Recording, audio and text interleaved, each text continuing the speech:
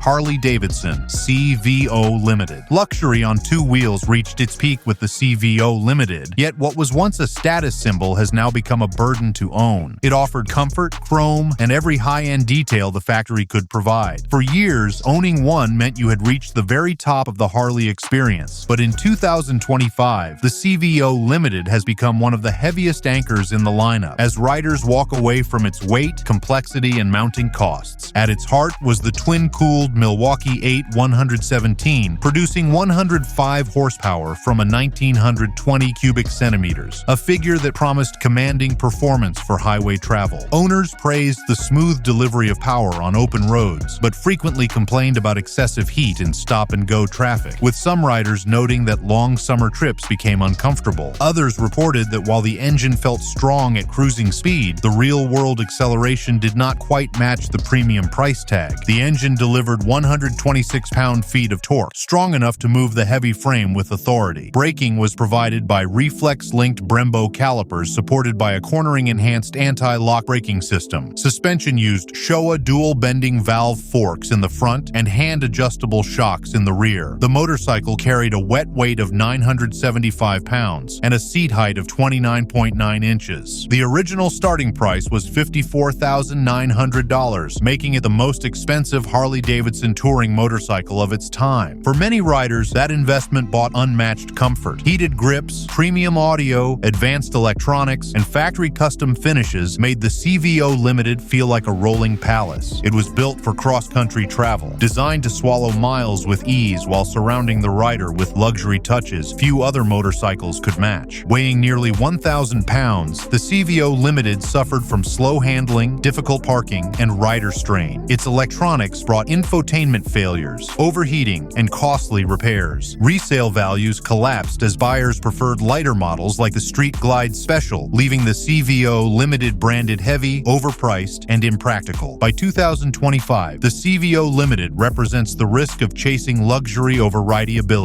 What was once the flagship of Harley-Davidson touring has lost its audience, proving that no amount of chrome or electronics can keep riders loyal if the motorcycle itself becomes more burden than benefit. The final entry in this countdown shows how even Harley's most affordable touring option could not escape the same fate. Number 1. Harley-Davidson Electra Glide Standard. For riders chasing the simplest path into Harley touring heritage, the Electra Glide Standard once looked like the answer, but today it feels left behind. It carried one of the most historic names in the Harley-Davidson lineup, a model that had defined cross-country travel for generations. Riders saw it as the affordable way to step into full-dress touring without the premium price tag of the Limited or CVO trims. By 2025, however, that very simplicity has left the Electra Glide Standard out of step with the demands of modern riders. The Milwaukee 8 174 produced 90 horsepower from 1,745 cubic centimeters, numbers that gave it enough muscle for steady long-distance riding, but little excitement compared to rivals. Many riders reported that while the engine was smooth and dependable, it lacked the raw punch they expected when rolling on the throttle at highway speeds. Others noted that the character of the motor, though refined, felt muted compared to older touring Harleys, leading some owners to describe the riding experience as reliable but uninspiring. Torque measured 111 pound-feet, delivering dependable pull at highway speeds but not much more. Braking came from reflex-linked Brembo calipers tied to a cornering-enhanced anti-lock braking system. Suspension featured Showa dual-bending valve forks in the front and hand-adjustable shocks at the rear. The motorcycle weighed 825 pounds wet with a seat height of 26.8 inches. The starting price was $18,999, making it the most budget-friendly way into Harley-Davidson's touring class. That lower price helped the Electra Glide Standard find early buyers. Many riders like the stripped-down look, the simple dash, and the heritage lines that harken back to Harley's golden years. It promised the experience of big touring without the distractions of advanced screens and endless buttons. For a time, that purity was celebrated. The touring market moved on, with riders expecting large touch screens, advanced safety aids, and integrated features for comfort. The Electra Glide Standard's minimal setup, once praised for honesty, soon felt dated. Younger buyers wanted connectivity and style, while older riders struggled with its heavy, comfort-lacking demands. By 2025, the Electra Glide Standard has become one of the most difficult Harleys to move off dealership floors. Its simplicity, once a selling point, is now its greatest weakness. Every Harley tells a story, some of glory, others of lessons learned the hard way. In 2025, these models prove that even icons can lose their shine when the market shifts. But the ride doesn't end here. Stick with this channel for more no-nonsense breakdowns, honest insights, and the truths every rider deserves to hear. If you value your time, your money, and your passion for the open road, subscribe today, because the next reveal might hit even closer to home.